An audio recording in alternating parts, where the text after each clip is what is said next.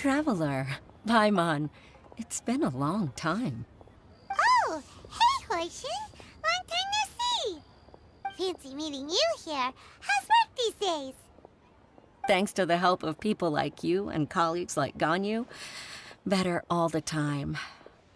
But I've been feeling distracted at work lately. I just feel constantly agitated. It's a long story. But my father, he's thinking of stepping down from the Tianshu position due to health issues. Huh? What's wrong with Uncle Tian? Nothing specifically. He's not unwell. He says he's just increasingly low on energy these days. He's always said, old age comes for us all in the end. Still, I just can't help but feel a little emotional watching it happen to him. Anyway, my father's currently on the second floor of Yangsheng Tea House. Why don't you come pay him a visit with me? He seems very fond of you, too. I'm sure chatting with you will make him very happy. Sure, let's go. Uncle Tian, we're here to chat with you. Oh? What a lovely surprise. Welcome. Hoishi, why don't you go downstairs and get the shopkeeper to make us a fresh pot of tea?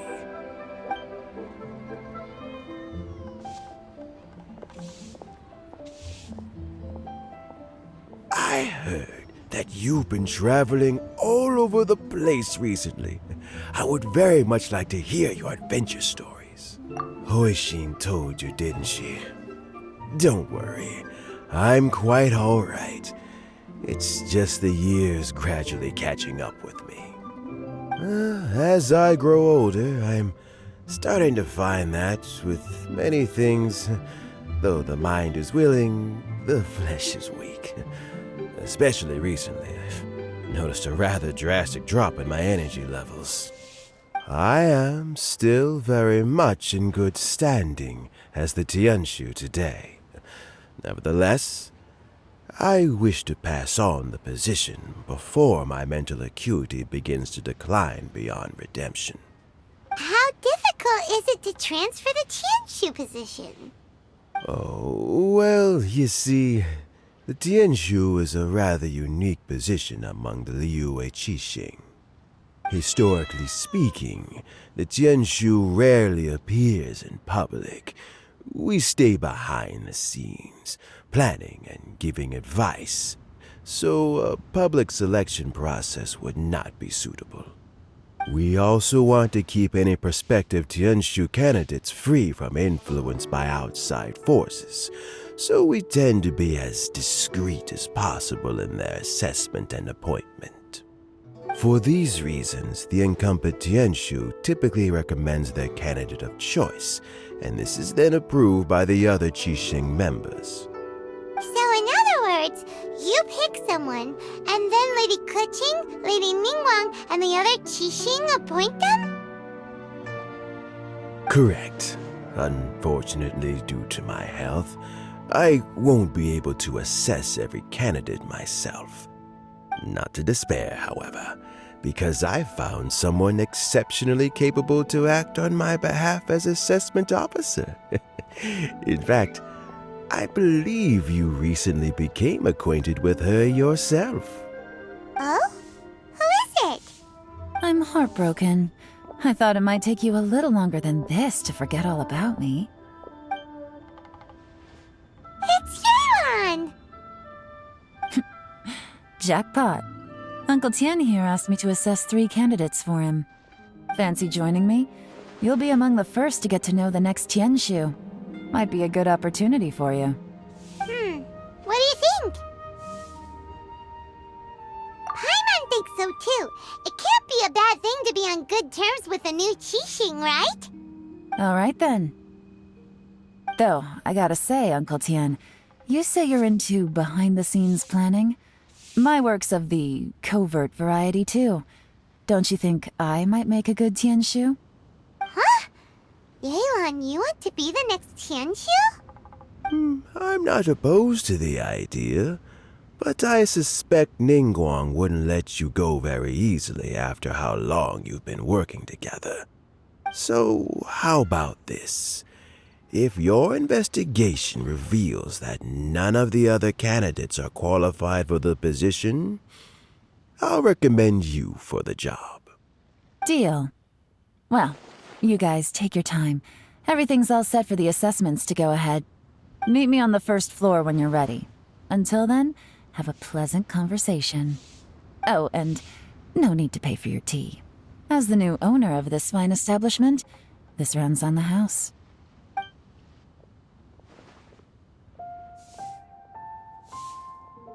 You're all set? Uncle Tian seems really worn down. It's like all his energy's gone. Yeah, it may sound harsh, but Uncle Tian is past his prime. He's not cut out for this anymore. So he's recommended 3 candidates. Their names are Qinwei, Mingbo, and Zhi. Qinwei is a wealthy entrepreneur. Mingbo works at the Liyue Ministry of Civil Affairs, and Zhi is focused on study and travel. Try to keep all that in mind. Of course, it doesn't really matter if you forget, since we'll be assessing them at Yue Pavilion in a short while. Qianwei, Mingbo, Zhi. Paimon should be able to remember their names, but what does the assessment involve exactly? Let's leave that until we get to Yue Pavilion. All right. Heads in the game, people. The stakes don't get much higher than a change in the Qixing. We can't afford to miss anything, no matter how small. Got it. We'll keep our eyes wide open.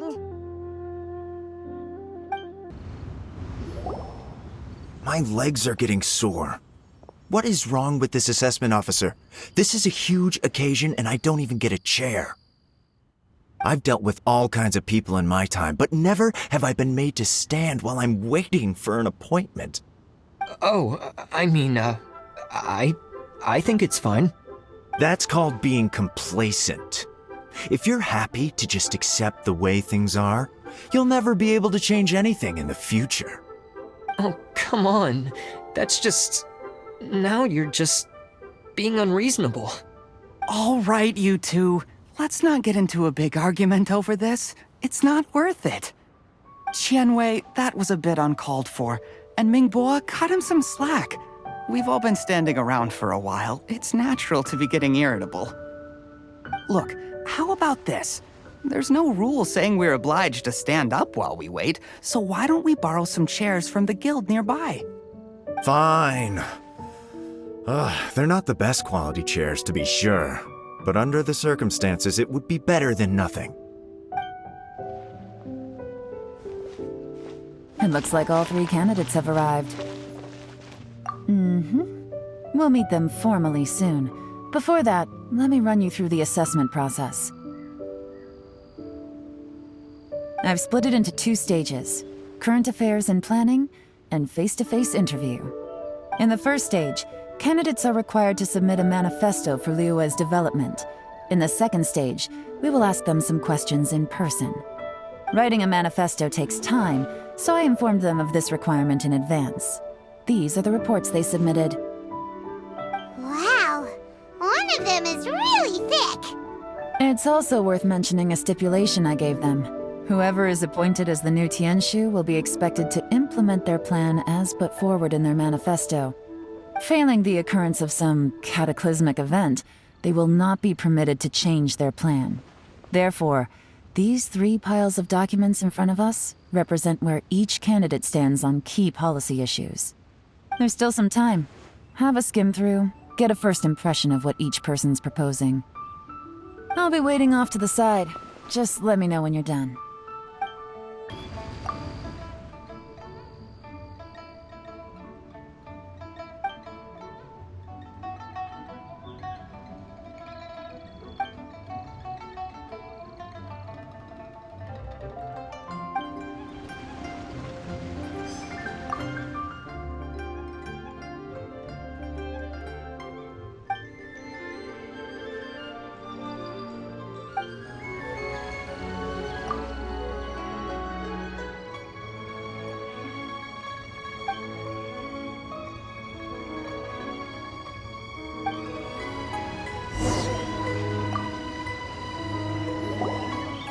Finished, huh? What did you think? Everyone took it very seriously. Of course they did. They have the chance to be picked as the new Tianshu, so you can bet they're putting their best foot forward. And keep in mind, whoever gets in has to execute their plan as written. Nobody wants to have any regrets. That's for me to know and you to find out. We can talk more after the interviews. We'll see the candidates now. Let's do one at a time. Start with Chenwei. Yes, ma'am.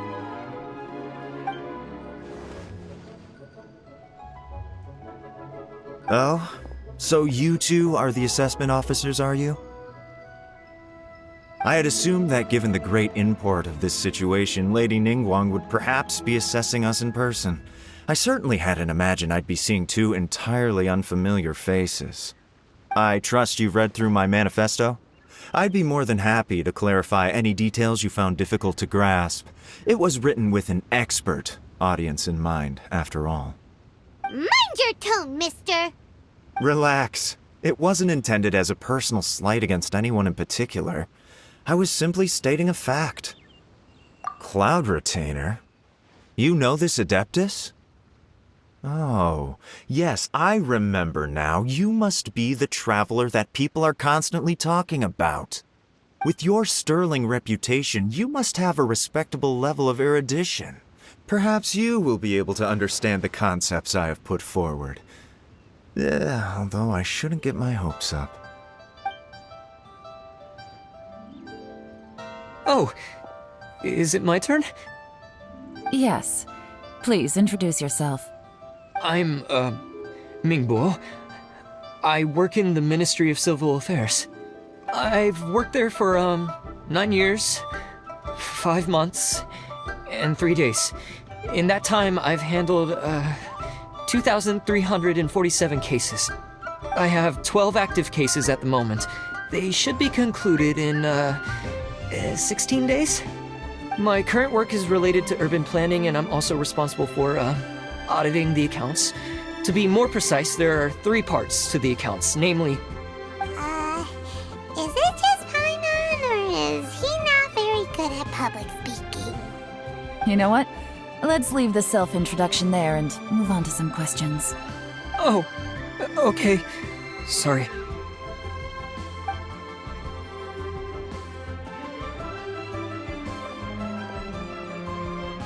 Hello. Not gonna lie, I'm feeling a little nervous. What would you like to know?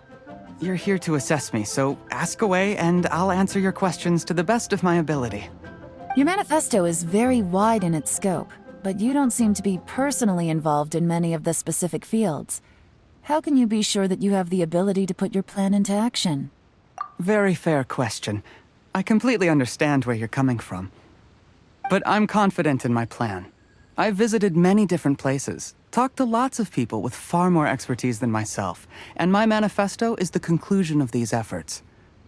Of course, 2 different problems can be interconnected in very complicated ways, and you might reach 2 very contradictory conclusions depending on which one you're focusing on. What I've tried to do is strike a balance. In other words, present an optimal solution to all the problems as a whole.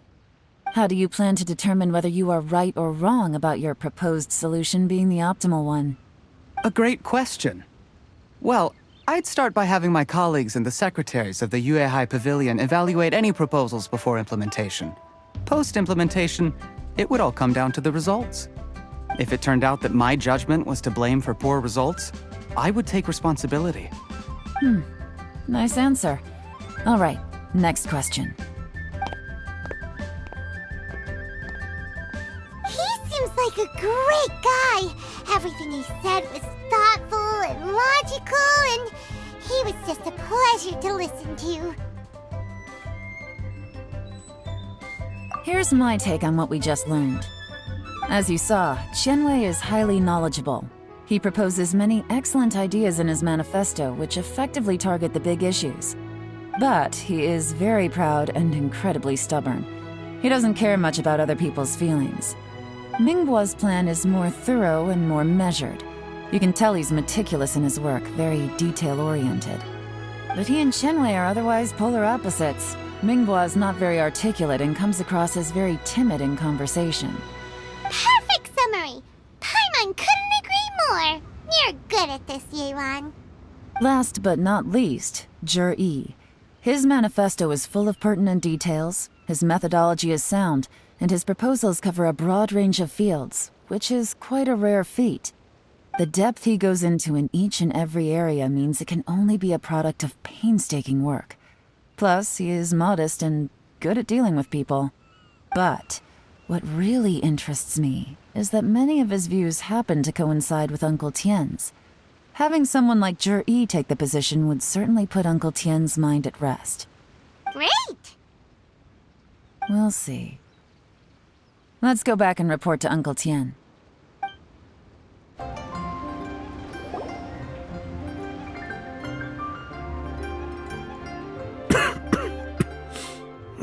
I see. Then it's more or less as I anticipated. All right, then let me ask this. The ideas in Jur-E's manifesto are very similar to your own. Is there any particular reason behind this? Oh, I didn't want to say anything when I gave you the list of candidates, for fear of affecting your judgment. But I can tell you now. Those 3 candidates have all studied under me in the past. It's only natural that they share some similarities with me. But Xianwei went on to focus on his business, and Mingbo has always been occupied with his work at the Ministry of Civil Affairs. Of all of them, Jur-E was with me for the longest duration. Oh, so how did you get to know them all, Uncle Tien? Xianwei was referred to me by an old friend. Mingbo came to my attention in the course of my work. As for Jur-E, that was pure happenstance. But we first met while fishing. Gradually, as Jur-E came from a poor family, and his parents died when he was very young. But he was a gifted student and a fast learner. He reminded me of a younger version of myself. So I started out giving him a few words of advice when we were out fishing and noticed how quickly he got on. Quite. And now, all of a sudden, he's grown into a mature young man. It's a joy to see, but it also gets one thinking. The young are growing up, and I am growing old. How time flies. No one can escape the cycle of life. I don't know, Uncle Tien. You still seem in pretty good shape to me. You might have another few years of work left in you, don't you think? Oh, you. There's really no need to console me. Having less energy than I used to isn't such a bad thing. It just means I finally have a good reason to retire and spend my days doing what old men like me should be doing. Going fishing whenever I feel like it. Sounds like you sure love fishing, Uncle Tien. Ooh, there's nothing quite like fishing to pass the time. Ooh, and freshly caught fish, they make the most beautiful fish soup with barely any preparation required. Fresh fish soup. Sounds tasty. Doesn't it? Also, some time ago, Jur-E purchased a very special recipe from an old fisherman. When we've been fishing recently, Jur-E always brings some extra ingredients he prepared in advance. Oh, the addition of these makes the soup taste even more wonderful. That flavor makes for a fond memory. But at my age, who knows how many more chances I have left to taste it again. Oh, can Paimon come next time too? Paimon really wants to try it. Let's get back to the matter at hand. Uncle Tien, we've reported back. Do you have a verdict? I appointed you as the assessment officer, and I trust your judgment. Had you not asked me why Jur-E's ideas were so similar to mine, I was not going to mention my history with any of them. This decision must be guided by what is fair and right. Please disregard all other considerations and make your final decision only after a thorough review of each candidate's talents and capabilities. Remember, you must be thorough. Understood.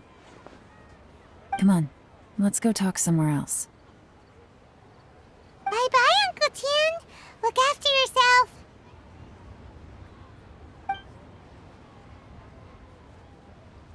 So, it's gonna be Jiri, right? His manifesto was written well, and he's the best speaker. Easy. Let's not rush. There's no time limit for this assessment. Huh? So, are you gonna give them more tests or something? No, nothing like that. The assessment itself is complete. But let me give you a word of advice. Things are not always as they appear. The biggest no-no in intelligence work is to only get information from the person of interest themselves. The truth is almost always hidden beneath many layers of deception. You have to get information through many different channels. For example, Wenyuan, Shanghua. Yes? Lady Yelan, what are your orders? Ugh! Who are they? Where did they come from? Did they scare you?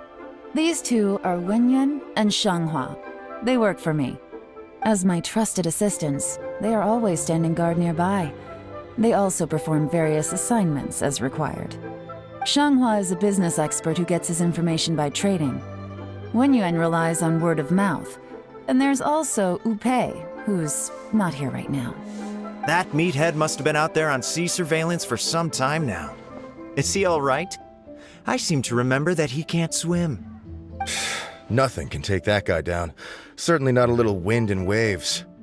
Shanghua, visit all the commerce guilds and look into Qianwei's background. Wenyuan, go to the Ministry of Civil Affairs and look through Mingbo's work files. Yes, ma'am. So what about Jiri?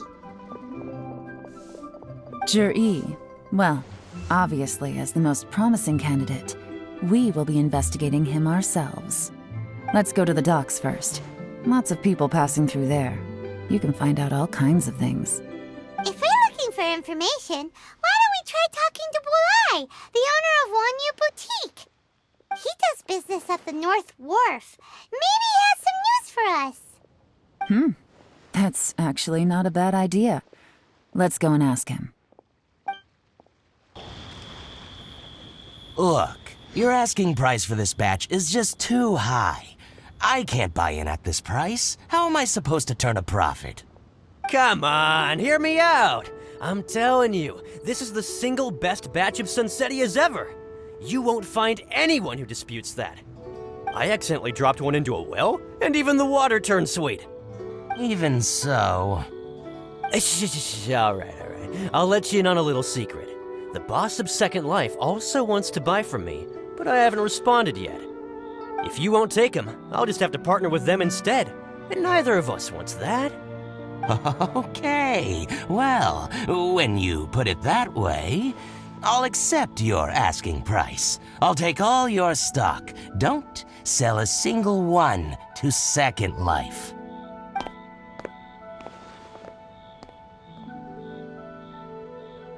Oh, what are you doing here? And to be clear, these Sunsettias are mine. I got to them first. Don't get any ideas. Actually, we want to ask you about a guy called Jiri. Have you heard of him before? Jiri? Yes, he's quite well known. I've heard a story about him. They say he was born into poverty. His parents died when he was young, and he was treated cruelly by the local community.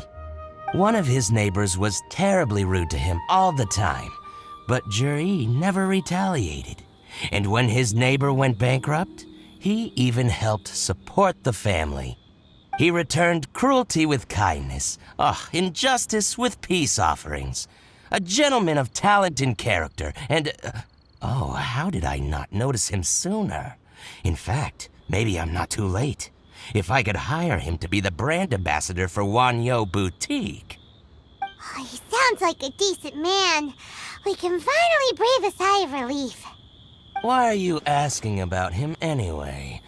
You aren't looking for a brand ambassador too, are you? Well then, in that case, the higher bidder takes the... Ah, that's Juri right over there. Why don't we go and talk to him? Where? It's him, all right. Looks like he's chatting with Yelan. Come on, let's follow them and listen in.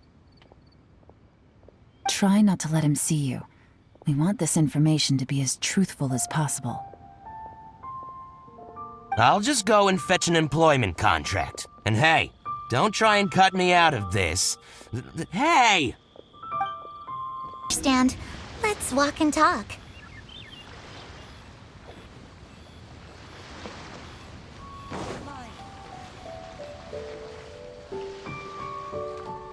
So, you were looking to buy a wineware set? Oh, now I can see that you're a connoisseur, so I won't bother trying to con you. I trust you understand our shop quite well?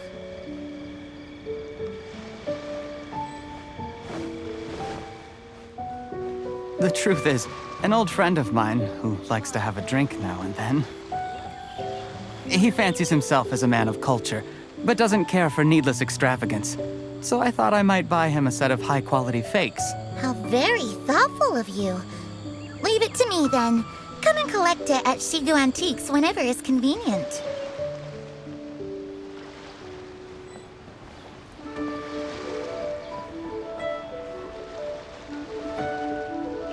Thank you very much, Miss Yelan. It's my pleasure, Mr. Juri. These days, it's quite rare for someone of your standing to still keep up with their old friends. It's nice to see. I'll be sure to pick out a good set for you. You can count on me.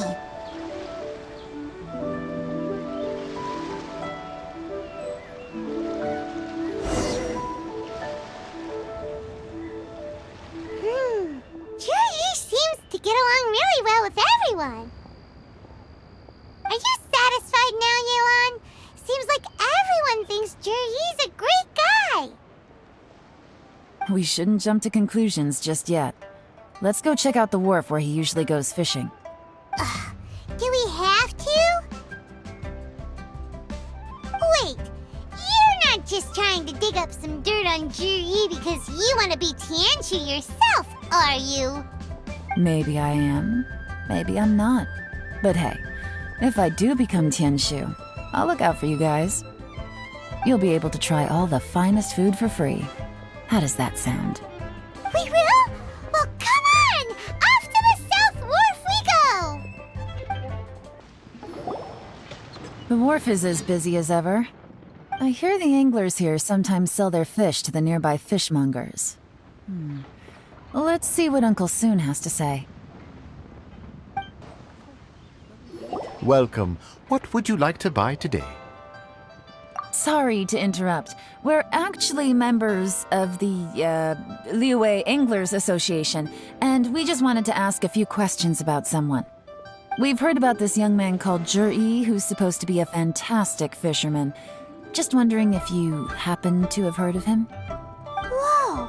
Yelan made up a whole fake identity without batting an eyelid! Ah, yes, Juri. He's been making quite a name for himself recently. I've got some friends who travel all over the place, and they tell me everywhere they go they meet someone who's heard of him. Apparently, he had a rather tough time growing up. Had to work several jobs alongside his studies to make ends meet. How does that saying go? What doesn't kill you makes you stronger. Well, if there's anything to that logic, he's sure to be phenomenally successful one day. Yeah, we think so too! But I'm afraid your Anglers Association might be in for a disappointment. Oh? Why's that? He's good at a lot of things, but fishing isn't one of them. He fishes at the wharf and sells what he catches to me on occasion. His catches are always mediocre. Not terrible, but equally nothing to write home about. If you're looking to recruit some new members, though, I do know a few top anglers I could put you in touch with. That sounds fantastic. I've got a couple of other things to attend to right now, though, so why don't I come back some other time and we can chat over a drink? Sure thing. See you. Everywhere they go, they meet someone who's heard of him. Come on, let's keep asking around. Here to buy some fish? It's 300 for one or 3 for 1,000. You better hurry. When they're gone, they're gone. Hello, we're from the Society for Fish Price Research. We'd just like to ask a few questions. Wow, she switched identity again. Society for Fish Price Research? I haven't done anything illegal. Stay out of my business. Please, don't worry. We're just here to conduct a simple survey. We've heard about a certain Zhi who's been selling fresh fish at low prices in this area recently. Do you know anything about this? So this isn't about me. You should have said something, you know. I know the guy. I could tell you what I know. I haven't heard anything about him selling fresh fish at low prices, but it wouldn't surprise me if it was him. Oh? Why is that? Because he's so poor. His parents died when he was very young, and his alcoholic father still owed a huge amount of debt. No one wanted anything to do with him. He was still a kid when he first came to the wharf. His clothes were ragged, and he had a bandage wrapped around his head. And he managed to survive, thanks to Uncle Tien, who gave him some food. But still to this day, he doesn't have a lot of mora to his name. I mean, he can afford to eat and everything, but you'll often see him haggling with others over just a few mora. So, I wouldn't be surprised to find out he's been selling a few fish. It's not like he catches much anyway, so it's not going to affect my business. Don't tell him I said that. You'd rather he didn't know? Well, I spoke to him once, briefly, and I just had a feeling that he really cares what other people think of him. I think he has pretty low self-esteem, but hey, it's hardly my place to say anything. What he's achieved already puts most people to shame. And nobody's perfect. I just wouldn't want to upset him, that's all. I see. Well, not a problem. And just for the record, there's absolutely nothing wrong with the price of my fish. The more times you say it, the less convincing it becomes. Doesn't have a lot of mora to his name. Okay, let's keep going. Hey, it's you guys! Wait, what's the phrase? Oh yeah, honored to meet you. What brings you to me? The truth is, we are but newcomers to this territory. We heard tell of a great martial artist, Master Dugu, who knows everything there is to know. Hence, we sought you out to ask for your guidance. Really? People said I know everything there is to know? But of course. We also heard that Master Dugu is a kind and virtuous swordsman who never turns away anyone who comes with questions. Great! So what do you wish to know? Nothing happens on this street that I don't know about. Now she's lying to a kid. So, Master Dugu, have you heard of one by the name of Zhi? Sure have. You mean that guy that all the grown-ups are talking about these days? I've heard many tales of Zhi. For example, I can't remember. Probably because it's nothing that important. I prefer stories about sword-fighting heroes. Oh, I can completely understand that. Then let me ask you this. Do you remember roughly when the grown-ups started talking about Zhi? Oh yeah, I know that. It was about 2 or 3 months ago. Before that, people always used to talk about Zhi in a kind of nasty tone of voice. But 2 or 3 months ago, suddenly everyone started to like him. Sometimes he gives me candies, so I'm glad that people are starting to like him now. Just as I thought. Huh? What do you mean? I mean, just as I thought, Master Dugu is indeed as kind and virtuous as the legends claim. I'm not that great. Oh yeah, one other thing. These days, there's a lot of people I've never seen before talking about jury stories in the street. They seem like nice people. Oh, definitely. Great! So next time I see them, I'll say hi. And I guess I can share some of my candies with them too. Certainly. You can also tell my friend in Yenshang Tea House about what they're up to. I'm sure my friend would also like to say hi to them. Thank you, ma'am. You're welcome.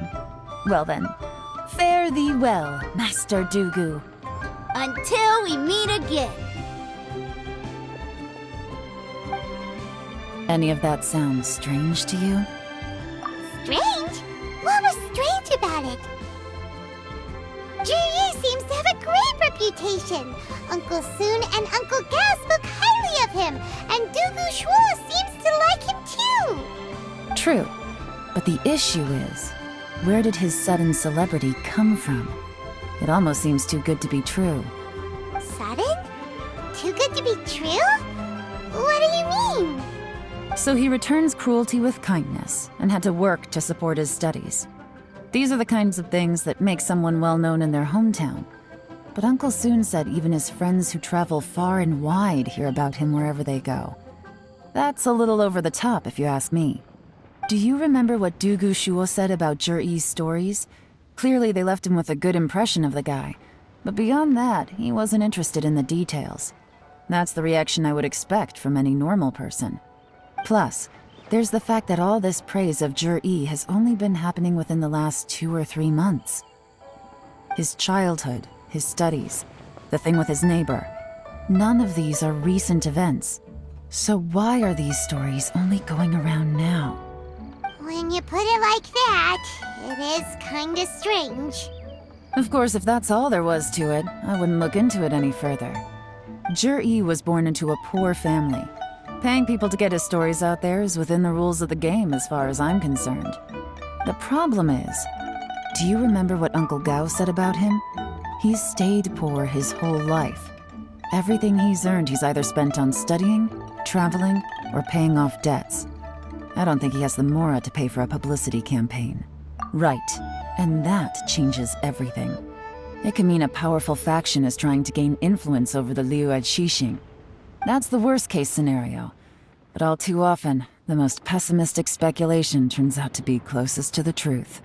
Someone's trying to gain influence over the Qixing? That sounds serious. What should we do? Even if we asked Zhiyi about it, surely there's no way he'd admit it. First, we need to find out who's supporting him. Don't worry, I've got a plan. Remember the current affairs and planning stage of the assessment?